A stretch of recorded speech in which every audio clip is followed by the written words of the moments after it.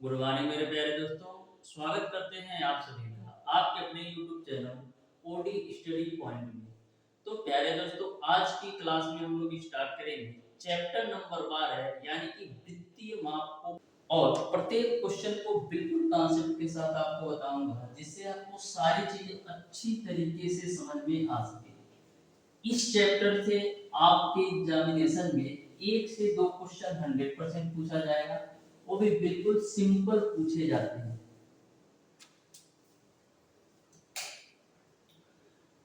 तो question number 1 को आप ध्यान से समझिएगा कैसे सॉल्व करना है। तो क्वेश्चन नंबर 1 आपका है डियर स्टूडेंट कि 12 भुजाओं वाले समबाहुभुज के प्रत्येक अंतःकोण का मान ज्ञात करना है। 12 भुजाओं वाले समबाहुभुज के प्रत्येक अंतःकोण का मान ज्ञात करना है। तो आपको पता है कि बहुभुज के प्रत्येक अंतःकोण का मान आप कैसे निकालते हो। बहुभुज के प्रत्येक अंतःकोण का मान निकालने के लिए आपको 2n-4 into 90 degree divided by n वाला फार्मूला लगाना है। या बहुभुज के प्रत्येक अंतःकोण की माप जो होती है 2n-4 into 90 degree divided by n होता है। यदि हम बात करें बहुभुज के प्रत्येक अंतःकोणों का योग जो होगा वो आपका 2n-4 into 90 डिग्री होता है। लेकिन आपको इस क्वेश्चन में केवल बताना है कि प्रत्येक अंतःकोण की मान कितनी होगी 12 गुना, यानी n की वैल्यू आपको 12 लेना है। तो 2 गुणे 12 माइनस का 4 गुणे 90 डिग्री डिवाइडेड बाय 12। इसी को कैलकुलेट कर लो तो 12 गुना 24 होता है। और 24 में से 4 लगाओगे तो 20 मिलेगा। तो 20 गुणे 90 बटे का 12, 4 दिया 12, 4 बचे 20, 30 दिया 90, यानी कि 3 बचे कितना होगा 15, यानी 150 डिग्री। यानी कि प्रत्येक अंतःकोण की जो माप होगी वो आपका 150 डिग्री होगा। इस तरीके से क्वेश्चन नंबर 1 का ऑप्शन नंबर बी सही हो जाएगा। ऑप्शन नंबर बी जो होगा क्वेश्चन नंबर 1 का बिल्कुल राइट आंसर होगा। तो इस तरीके से यदि आपको बेसिक कॉन्सेप्ट अच्छी तरीके से पता होगा तो ऐसे प्रश्नों को मैक्सिमम आप डियर स्टूडेंट 5 सेकंड में सॉल्व कर सकते हो। बढ़ते हैं डियर स्टूडेंट क्वेश्चन नंबर 2 की तरफ। बहुत ही बेहतरीन क्वेश्चन ये भी है। क्वेश्चन में पूछा गया है कि 225 डिग्री और 15 मिनट में संपूर्ण कितने होंगे ये आपको बताना है। 225 डिग्री और 15 मिनट में कितने संपूर्ण होंगे ये आपको बताना है। 225 डिग्री और 15 मिनट में कितने संपूर्ण होंगे ये आपको बताना है। तो ध्यान से समझो। यहाँ पर देखो 225 डिग्री 15 मिनट को हम क्या लिख सकते हैं। आपको पता है डियर स्टूडेंट कि 1 मिनट में 1 डिग्री में 60 मिनट होते हैं। 1 डिग्री में 60 मिनट होते हैं। तो 1 मिनट की जो वैल्यू होगी वो आपका 1/60 डिग्री के बराबर होगा। यानी कि यदि हमको मिनट को डिग्री में चेंज करना है तो क्या करेंगे 1/60 से भाग दे देंगे। तो प्लस का हो जाएगा 15/60, यानी 15 में हम 60 से भाग देंगे तो ये भी आपका मिनट जो है डिग्री में बदल जाएगा। अब देखो 15 चौका आपका 60 होता है। तो यहाँ से आपको मिल जाएगा 225 प्लस का 1/4। कैलकुलेट करो तो 4 ऐसे होगा। 225 गुणे 4 आपका कितना होता है 900। 900 में 1 जोड़ोगे तो 901 हो जाएगा। अब देखो हमको संपूर्ण की संख्या ज्ञात करना है। तो एक संपूर्ण की जो वैल्यू होती है 90 डिग्री के बराबर होती है। यानी कि 901/4 को संपूर्ण में चेंज करने के लिए क्या करना होगा 90 से डिवाइड कर देना होगा, क्योंकि एक संपूर्ण की वैल्यू 90 डिग्री के बराबर होती है।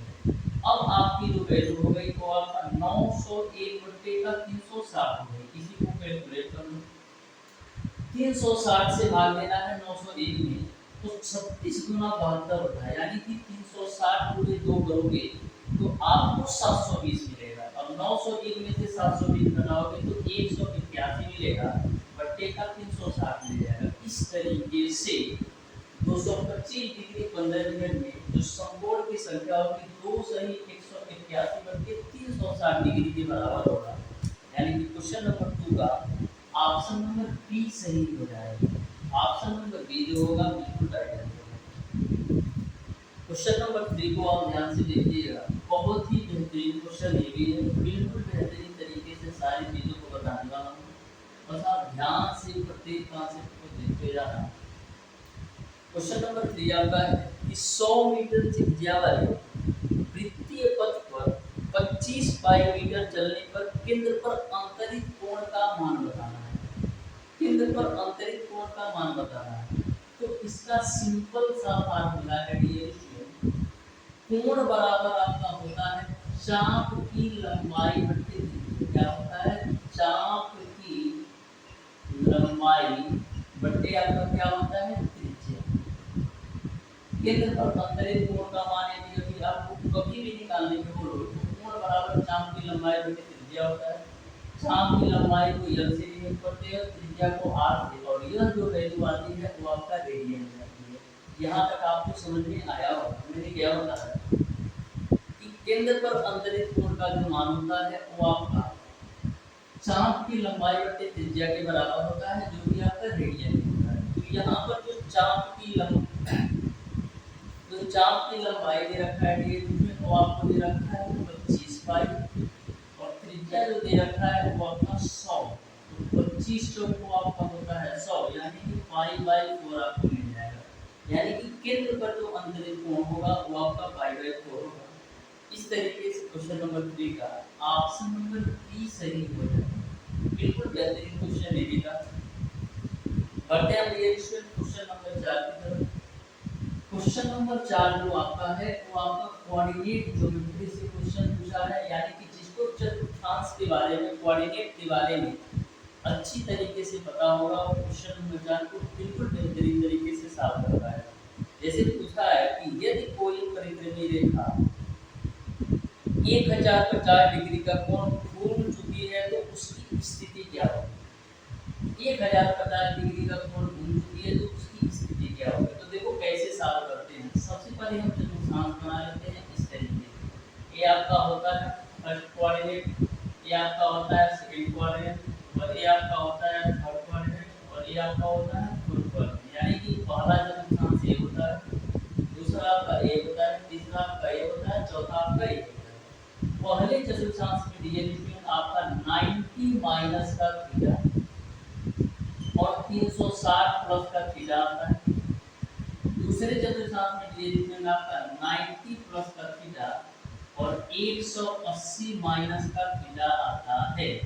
तीसरे में आपका दिए 180 प्लस का थीटा और 270 माइनस का थीटा आता है। चौथे में दिए आपका आता है 270 प्लस का थीटा और 360 माइनस का थीटा। आपको बताना है कि यदि 1050 डिग्री का कोण घूमती है तो किस चतुर्थांश में जाएगा, यानी इसकी स्थिति क्या होगी। तो देखो 1050 डिग्री को हम क्या लिख सकते हैं? 1050 डिग्री को हम लिख सकते हैं 360 गुणे 2। 360 गुणे 2 करोगे तो कितना होगा? 360 गुणे 2 करोगे तो 720 होगा। अब 720 में यदि हम 330 जोड़ दें तो आपका क्या हो जाएगा? 720 में यदि हम 330 जोड़ दें तो आपका 1050 डिग्री हो जाता है। आपका 1050 डिग्री हो जाता है, ठीक है ना? 36 गुना 72 और 72 में 330 जोड़ोगे तो ये आपका 1050 डिग्री हो जाएगा। लेकिन इसको हम अभी और कैलकुलेट कर सकते हैं। देखो 360 प्लस थीटा तो आपका पहले कोऑर्डिनेट में ए है, लेकिन इसको हम और कैलकुलेट कर सकते हैं। ये आपका 360 प्लस थीटा, थीटा के बराबर होगा, यानी कि आपका 330 डिग्री पूरा मिल जाएगा। 330 डिग्री को आप क्या लिख सकते हो? 360 माइनस का 30 डिग्री ये होगा। तो 360 माइनस का थीटा, 360 माइनस का जो थीटा है वो आपका फोर्थ कोऑर्डिनेट में है, यानी कि फोर्थ कोऑर्डिनेट में है, यानी कि 150 डिग्री की जो स्थिति होगी वो आपका चौथे चतुर्थांश में होगा। अब आपके दिमाग में यह क्वेश्चन बन रहा होगा कि फर्स्ट चतुर्थांश में क्यों आंसर नहीं आया? इसलिए नहीं आया क्योंकि आपको 330 डिग्री की वैल्यू आसानी से नहीं पता है। तो 330 डिग्री की वैल्यू निकालने के लिए आप करोगे क्या? 330 डिग्री वैल्यू निकालने के लिए पुनः आपको 360 माइनस का 30 करना पड़ेगा। तो 360 माइनस थीटा क्या होता है? 360 माइनस थीटा आपका थीटा के बराबर होता है, इसीलिए 330 डिग्री को 360 माइनस का थीटा के रूप में लिखना होगा, क्योंकि 330 डिग्री की वैल्यू आप बिना क्वाड्रेंट के, बिना चतुर्थांश की सहायता से नहीं निकाल सकते हो। इस तरीके से 150 डिग्री जो होगा वो आपका चौथे चतुर्थांश में जाएगा। ठीक है, इसको आप किस तरीके से भी सॉल्व कर सकते हो, देखो किस तरीके से, जैसे 1050 डिग्री है ना, तो इसको आप लिख सकते हो 360 गुणे 3, 360 गुणे 3 करोगे तो 1080 डिग्री होगा। 1080 में से आप 30 डिग्री हटा दो, तो यहाँ पर देखो 360 माइनस थीटा के रूप में, 360 माइनस थीटा के रूप में है, यानी कि चौथे क्वाड्रेंट में इस तरीके से भी आप देख सकते हो, चाहे आप इस तरीके से भी देख सकते हो, हमेशा आपका चौथे क्वाड्रेंट में ही आएगा। बढ़ते हैं डियर स्टूडेंट क्वेश्चन नंबर 5 की तरफ। बहुत ही बेहतरीन तरीके से सारी चीजें आपको समझ में आ रही होंगी। तो क्वेश्चन नंबर 5 आपका है डियर स्टूडेंट कि 11 सही 1/9 मिनट का समय तय करने के लिए घड़ी की घंटे वाली सुई जो कोण घूमेगी ये आपको बताना है। 11 सही 1/9 मिनट का समय तय करने में घड़ी की घंटे वाली सुई जो समय घूमेगी उसके बारे में आपको बताना है। ध्यान से समझना, 11 से 1/9 मिनट घड़ी की घंटे वाली सुई कितने डिग्री का कोण घूमेगी। तो 11 सही 1/9 डिग्री को हम क्या लिख सकते हैं, हम लिख सकते हैं 10 डिग्री प्लस का 1 डिग्री, सॉरी 11 सही 1/9 मिनट है ना, तो इसको हम क्या लिख सकते हैं 10 minute plus 1 minute plus 1/9 minute के रूप में लिख सकते हैं। 11 से 1/9 को हम 10 प्लस 1 प्लस 1/9 लिख सकते हैं। अब डियर स्टूडेंट पूछा जा रहा है कि 11 से 1/9 मिनट में घड़ी के घंटे वाली सुई कितने डिग्री का कोण घूमेगी। तो घड़ी के घंटे वाली जो सुई होती है ये सुई 1 मिनट में 1/2 डिग्री का कोण घूमती है। जो आपके घड़ी के घंटे वाली सुई होती है 1 मिनट में 1/2 डिग्री का कोण घूमती है, तो 10 मिनट में कितने डिग्री का कोण घूमेगी, 5 डिग्री का कोण घूमेगी। क्यों, क्योंकि घड़ी के जो घंटे वाली सुई होती है 1 मिनट में 1/2 डिग्री का कोण घूमती है, 10 मिनट में 5 डिग्री का कोण यहाँ पर आ जाएगा। अब देखो घड़ी के घंटे वाली सुई 1 मिनट में 1/2 डिग्री का कोण घूमती है, तो 1 मिनट यहाँ पर भी है, यानी यहाँ पर भी आपका 1/2 डिग्री का कोण घूमेगी। प्लस का 1/9 है तो 1/9 रखो, ये भी आपका डिग्री में है तो डिग्री में, इसको हमको मिनट में चेंज करना है, तो डिग्री को मिनट में चेंज करने के लिए क्या करेंगे 60 से गुणा कर देंगे, क्योंकि 1 डिग्री की जो वैल्यू होती है 60 मिनट के बराबर है। अब देखो यहाँ पर आपका 5 डिग्री आ गया, प्लस 1/2 डिग्री को मिनट में चेंज करो, 1/2 गुणे 60 मिनट हो गया, प्लस का 1/9 गुणे 60 मिनट है ना। अब मिनट को भी सेकंड में चेंज करो, क्योंकि जो आपके ऑप्शंस दिए गए हैं टोटल डिग्री मिनट और सेकंड में है, तो इस मिनट को सेकंड में चेंज करने के लिए क्या करेंगे 60 से गुणा कर देंगे, क्योंकि 1 मिनट में 60 सेकंड होता है। अब देखो 5 डिग्री यहाँ से मिल गया, 2 से काटो 30 बार में, अब 30 मिनट यहाँ से मिल गया, यहाँ से काट दो तो 3 3 का 9 और 3 विषया में 7 और 3 विषया में 7, यानी कि 400 सेकंड आएगा। 20 गुणे 20 करोगे तो ये आपका 400 सेकंड आएगा। 400 सेकंड को आप क्या लिख सकते हो, 420 गुणे 20 करोगे 400 सेकंड आ जाएगा। ठीक है, यहाँ पर 9 है ना, 3 विषया 7 और 3 विषया में 7। ठीक है, एक बार चेक कर लेते हैं। ठीक है, अब देखो इसको हम क्या लिख सकते हैं, इसको हम लिख सकते हैं 400 सेकंड है तो इसको हम क्या लिख सकते हैं 6 के 36, यानी कि इसको हम लिख सकते हैं 6 मिनट 40 सेकंड के बराबर। 6 मिनट 40 सेकंड के बराबर हम इसको लिख सकते हैं। 400 सेकंड को हम 6 मिनट 40 सेकंड के बराबर लिख सकते हैं, क्योंकि 1 मिनट में 60 सेकंड होता है, तो जब इसे आप 60 से डिवाइड करोगे तो 6 मिनट और 40 सेकंड आएगा, क्योंकि 6 36 यानी कि 360 सेकंड ये कवर कर लेगा 6 मिनट, और 40 सेकंड और आप जोड़ोगे तो ये आपका 400 सेकेंड के बराबर आ जाएगा। यहाँ तक आपको सारी बातें क्लियर समझ में आ गई। लेकिन यहाँ पर एक चीज और आपको देखना होगा, छोटी सी मिस्टेक है, इसको आप देख लीजिएगा। सबसे पहले रियल में 1/9 डिग्री को 1/9 मिनट में है ना, ध्यान दीजिएगा 1/9 मिनट है ना, तो इसको सबसे पहले आपको डिग्री में बदलना होगा। और घड़ी के घंटे वाली सुई जो है 1 मिनट में 1/2 डिग्री का कोण घूमता है, तो 1/9 मिनट में 1/2 से पूरा करेंगे। क्यों? क्योंकि घड़ी के घंटे वाली जो सुई होती है 1 मिनट में 1/2 डिग्री का कोण घूमती है, तो 1/9 मिनट को डिग्री में चेंज करने के लिए 1/2 से मैंने गुणा किया। अब 1/2 डिग्री आ गया। अब 1/2 डिग्री को मिनट में चेंज करना है तो 60 से मैंने गुणा कर दिया। अब 1/2 डिग्री को मिनट में चेंज करना है तो मैंने 60 से गुणा कर दिया। अब इसी मिनट को एक मिस्टेक हो रहा है, यहाँ पर देखो, यहाँ पर हो गया आपका 1/18, ये आपका किसमें डिग्री में। अब डिग्री को मिनट में चेंज करना है तो 60 से गुणा कर दो। अब मिनट को भी सेकंड में गुणा करना है तो 60 से गुणा करो। अब काटो, 6 3 18, 6 जाएगा 60, अब 3 विषयियां में आपका हो जाएगा 60, यानी कि यहाँ से आपका 200 सेकंड मिल जाएगा। यहाँ तक आपको समझ में आया होगा। सबसे पहले मैंने 1/9 मिनट को डिग्री में चेंज करने के लिए 1/2 से गुणा किया, तो हमारा 1/9 को 1/2 1/18 आया। अब 1/18 डिग्री को मैंने मिनट में चेंज करने के लिए 60 से गुणा किया, अब मिनट को सेकंड में चेंज करने के लिए पुनः 60 से गुणा किया। ठीक है, यहाँ से क्रॉस करेंगे तो आपको 200 सेकंड मिल जाएगा।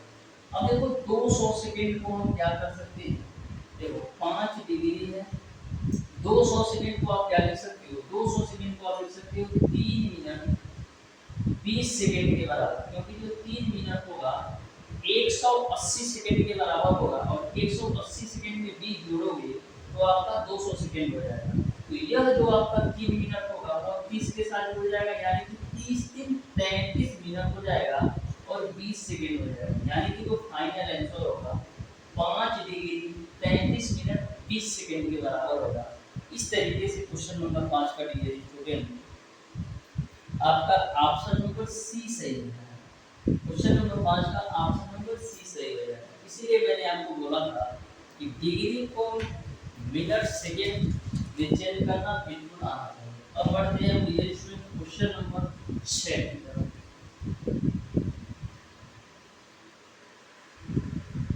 तो क्वेश्चन नंबर 6 आपका है डियर स्टूडेंट, इस एक त्रिभुज के दो कोणों के वृत्तिमान 1/2 और 1/3 रेडियन है, तो तीसरा कोण का मान आपको करना है। एक त्रिभुज की दो कोणों की जो माप है 1/2 और 1/3 है, तो तीसरे कोण की मान आपको ज्ञात करना है, वो भी डिग्री मिनट और सेकंड। ध्यान से देखो, सबसे पहले मैं एक त्रिभुज ड्रा कर लेता हूँ। इस तरीके से मैंने बना लिया ए बी और सी। दो कोणों की माप 1/2 और 1/3 दे रखा है, यानी कि angle of A plus angle of B की वैल्यू 1/2 प्लस 1/3 दे रखा है, यानी कि एंगल ऑफ ए और एंगल ऑफ बी की वैल्यू आपको मिल जाएगा 5/6। 5/6 रेडियन मिल जाएगा। और रेडियन को डिग्री में चेंज करने के लिए आप क्या करोगे, 180 का पाई से गुणा करोगे। 5/6 रेडियन को डिग्री में चेंज करने के लिए 180 पाई से गुणा करो, तो 6 से काटो तो 6 3 18 है, तो यहाँ से आपको क्या मिलेगा 150 डिग्री बटे पाई। अब पाई की वैल्यू इन्होंने घटने के लिए दे रखा है कि पाई की वैल्यू आपको 22/7 लेना है, तो पाई की वैल्यू मैं 22/7 रख देता हूँ। तो यहाँ से 7 आपका 150 के साथ जाएगा, तो 15 सत्ते 105, यानी 1050 डिग्री बटे का पाई आ जाएगा। 2 से काटो 11 काट, 2 से काटेंगे तो 2 बच्चे 10, फिर 2 दूना 4, फिर 2 बच्चे 10, यानी 525/11 मिलेगा। 525/11 आपको मिल जाएगा। ये आपका डिग्री में है, ठीक है। इसको आप कैंसिल आउट करो तो कितनी बार करेगा, 11 चौको 44, बचेगा आपका 8 5, 11 77, ठीक है। 11 अब कितना होता, 8/11 आपका डिग्री बचा। यानी कि जब हम 525 को 11 से भाग देंगे तो आपका 47 डिग्री आएगा और 8/11 डिग्री आपको बचेगा। अब देखो 47 डिग्री और 8/11 आपको बचा, अब तो डिग्री में आ गया। अब 8/11 डिग्री को हम क्या करेंगे, मिनट में चेंज करने के लिए कोना 60 से गुणा करेंगे तो 6 8 48 यानी 480 मिनट बटे 11। तो 11 से काटो 11 चौक 44 बचेगा आपका 4 0 की 11 3 33 यानी कि आपको मिल जाएगा 43 मिनट। तो यहाँ पर शेषफल कितना बच रहा है, शेषफल आपका बच रहा है 7 और नीचे बटे 11, ये आपका मिनट में है। मिनट को सेकंड में चेंज करने के लिए थोड़ा 60 से गुणा करो तो 7 6 42 यानी 420 बटे 11 करो तो 11 3 33 बचेगा 9 0 की 11 बटे 88 यानी कि आपका 38 सेकंड आ जाएगा। तो इस तरीके से ये स्टूडेंट दो कोणों का योग आपने निकाल लिया 47 degree 43 minute 38 second, 47 degree 43 minute 38 second.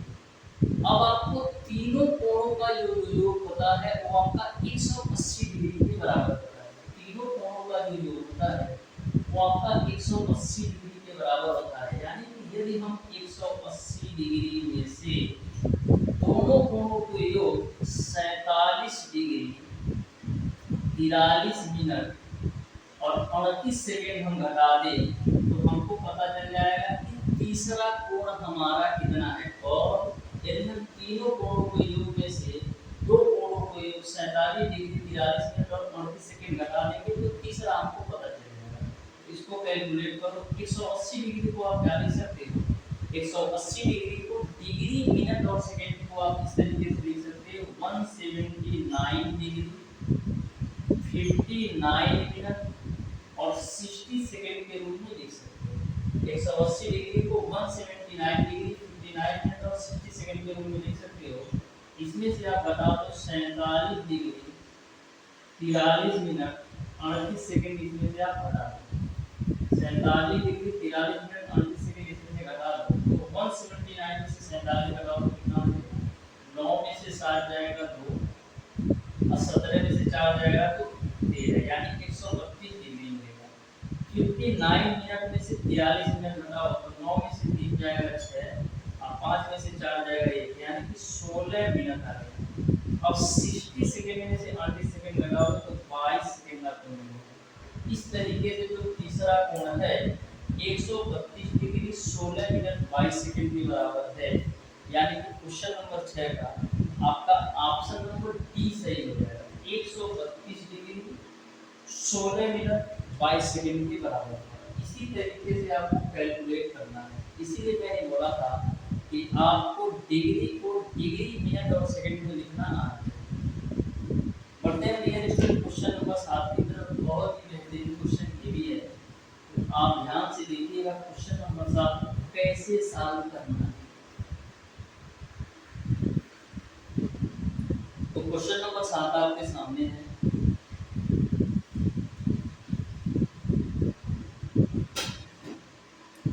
Question number 7 में आपसे पूछा गया है कि एक समकोण त्रिभुज के दो न्यून कोणों का जो अंतर है वो आपका 2π/5 रेडियन है। तो आपको उन कोणों की माप करनी है। कोई एक समकोण त्रिभुज है जिसके दो न्यून कोणों का जो अंतर दिया गया है 2π/5, तो आपको दोनों कोणों की माप क्या करना है। तो ध्यान से देखना, कोई एक समकोण त्रिभुज इस तरीके से मैं बना लेता हूँ। ठीक है, समकोण त्रिभुज का मतलब क्या है, एक डिग्री जो होगी वो आपका 90 डिग्री के बराबर होगी। ठीक है, इसका नामकरण कर देते हैं ए बी और सी, इसका मैंने नामकरण कर दिया। ठीक है, अब देखो जो आपका कोण बी है 90 डिग्री के बराबर है, तो दो न्यून कोण कौन से होंगे, एक आपका कोण ए होगा, एक आपका कोण सी होगा। यदि आपका कोण बी 90 डिग्री है तो इसको छोड़कर दो न्यून कोण होंगे, एक आपका कोण ए और एक कोण सी। न्यून कोण का मतलब ये होता है कि ऐसे कोण जिनका मान 90 डिग्री से कम उसको हम न्यून कोण में गणना करते हैं। तो दो न्यून कोणों का अंतर यानी कि कोण ए और कोण सी का जो अंतर दे रखा है वो आपको 2π/5 दे रखा है। इसको डिग्री में बदल लो तो 2π की वैल्यू 2/5 है। रेडियन को डिग्री में चेंज करने के लिए हम लोग क्या करेंगे, रेडियन को डिग्री में चेंज करने के लिए 180/π से गुणा कर दो, तो पाई से पाई का 5 से काटोगे तो 36 बार में कर दो, तो 36 गुना कितना हो जाएगा 72, यानी कि कोण ए और कोण सी का जो अंतर है वो आपका 72 डिग्री के बराबर होता है। यहाँ तक आपको क्लियर है।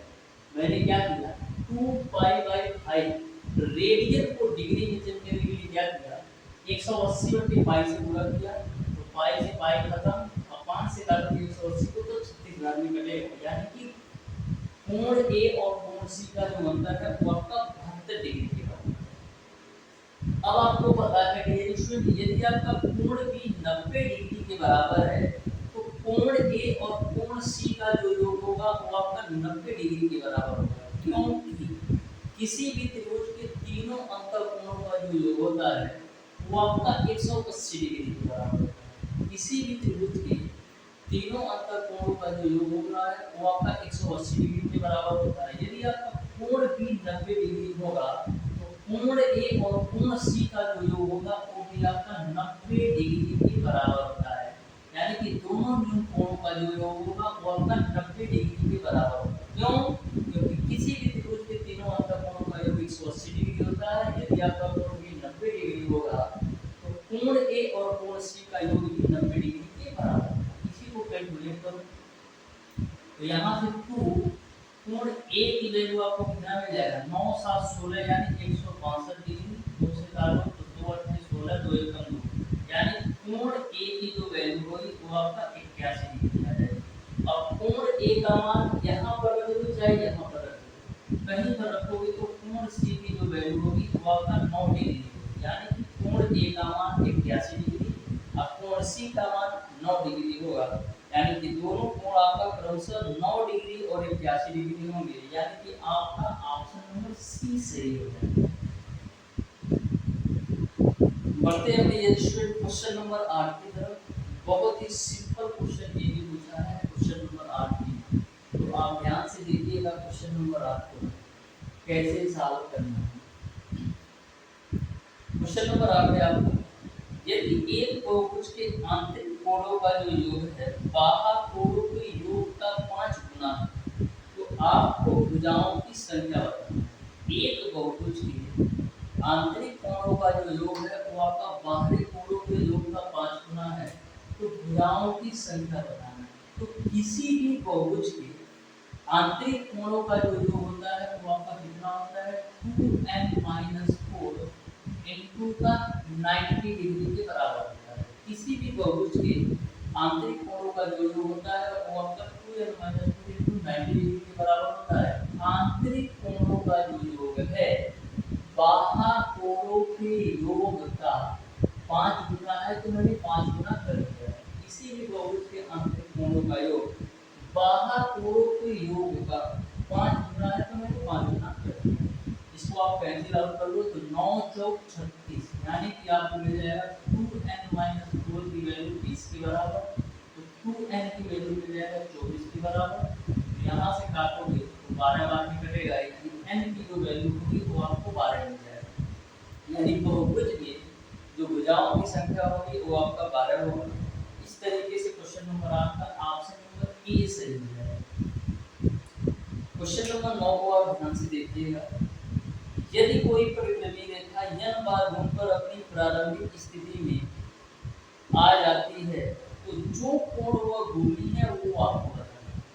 यदि कोई परिक्रमी रेखा n बार घूमकर के अपनी प्रारंभिक स्थिति में आती है तो आपको जो कोण घूमेगी वो आपको बताना है। तो ध्यान से देखो, इस तरीके से मैंने बना लिया, कितना समकोण घूमेगी ये आपको बताना है। तो मान लीजिए यहाँ से कोई आपकी चलती है, मान लो यहाँ से कोई परिक्रमी रेखा चलती है, एक समकोण में तो यहाँ से यहाँ जाएगी, यानी एक समकोण में एक 90 डिग्री में यहाँ से यहाँ जाएगी और दूसरे 90 डिग्री में यहाँ से यहाँ जाएगी और तीसरे 90 डिग्री में यहाँ से यहाँ जाएगी और चौथे 90 डिग्री में पुनः वो अपने प्रारंभिक स्थान पर पहुँच जाएगी। यानी कि जहां से वो परिक्रमी रेखा चली घूम करके पुनः वहीं आने में उसको कितना 4 समकोण के बराबर दूरी तय करना पड़ रहा है।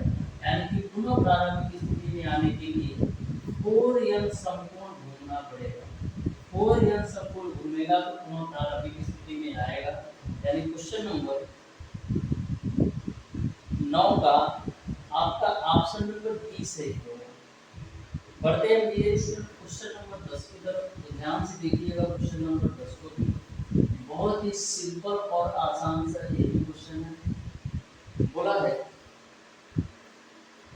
कि 2 बजे और 2 सही 1/4 बजे के मध्य किसी घड़ी की घंटे तथा मिनट की सुइयों के मध्य 45 डिग्री का कोण किस समय बनेगा ये आपको बताना है। 2 बजे और 2 सही 1/4 बजे के बीच 45 डिग्री का कोण किस समय बनेगा ये आपको बताना है। लेकिन जो आपके ऑप्शंस दिए गए हैं 15 डिग्री पर दिए गए हैं। यानी कि ऑप्शंस के अनुसार जो क्वेश्चन बनना चाहिए 2 बजे और 2 सही 1/4 बजे के बीच घड़ी के दोनों सुइयों के मध्य जो है 15 डिग्री का कोण कब बनेगा ये आपसे क्वेश्चन में पूछता तो आपके ऑप्शन सही होंगे। लेकिन 45 डिग्री पर निकालोगे तो बिल्कुल गलत होगा। तो जो आपका 45 डिग्री दिया गया है कि 45 डिग्री का कोण किस समय बनेगा, वो 45 डिग्री नहीं बल्कि 15 डिग्री होना चाहिए। तो देखो ध्यान से 2 बजे और 2 सही 1/4 बजे 2 बजे और 2 सही 1/4 बजे के बीच यदि हम टाइम डिफरेंस निकालें तो 1/4 आवर का टाइम डिफरेंस है।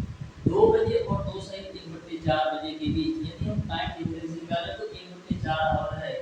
और 1/4 घंटे को मिनट में चेंज करने के लिए हम लोग क्या करेंगे 60 से गुणा कर देंगे तो ये आपको मिल जाएगा 15 मिनट के बराबर। यानी कि 2 बजे और 2 सही 1/4 बजे के बीच यदि हम अंतर देते समय का मिनट में तो वो आपका 15 मिनट के बराबर आ जाएगा। ठीक है। अब डियर स्टूडेंट आपको पता है कि 1 डिग्री की जो वैल्यू होती है वो आपका 2/11 मिनट के बराबर होता है। जो आपका 1 डिग्री की वैल्यू होती है वो आपका 2/11 मिनट के बराबर होता है। आपको बताना है कि 15 डिग्री का कोण किस समय घूमेगा ये आपको बताना है। 15 डिग्री का कोण आपको ज्ञात करना है तो क्या करेंगे 15 गुणे 2/11। क्यों? क्योंकि 1 डिग्री में 2/11 मिनट का कोण घूमता है। यानी कि 2/11 मिनट में 1 डिग्री का कोण घूमता है। 2/11 मिनट में 1 डिग्री का कोण घूमता है तो 15 डिग्री का कोण घूमने के लिए 15 गुणे 2/11 मिनट का समय लगेगा। इसी को कैलकुलेट करो 30/11 आएगा। तो इसको क्या लिख सकते हैं 2 सही 8/11। 2 सही 8/11 हम 30/11 को लिख सकते हैं। तो इस तरीके से डियर स्टूडेंट की घड़ी के घंटे तथा मिनट वाली सुई के मध्य 15 डिग्री का जो कोण होगा वो आपका 2 सही 11 मिनट बाद बनेगा। घड़ी के घंटे तथा मिनट वाली सुई के मध्य 15 डिग्री का कोण 2 सही 8/11 मिनट पर बजेगा। इस तरीके से क्वेश्चन नंबर 10 का ऑप्शन नंबर ए सही हो जाएगा। इस तरीके से डियर स्टूडेंट आज की क्लास में मैंने आपको बताया वृत्तीय माप की क्वेश्चन नंबर 1 से लेकर के क्वेश्चन नंबर 10 तक के सारे प्रश्नों का सॉल्यूशन। फिर भी यदि आपको किसी भी क्वेश्चन में किसी भी प्रकार का डाउट और कंफ्यूजन होगा तो आप हमें कमेंट बॉक्स में कमेंट करके जरूर बताइएगा। मिलते हैं डियर स्टूडेंट्स का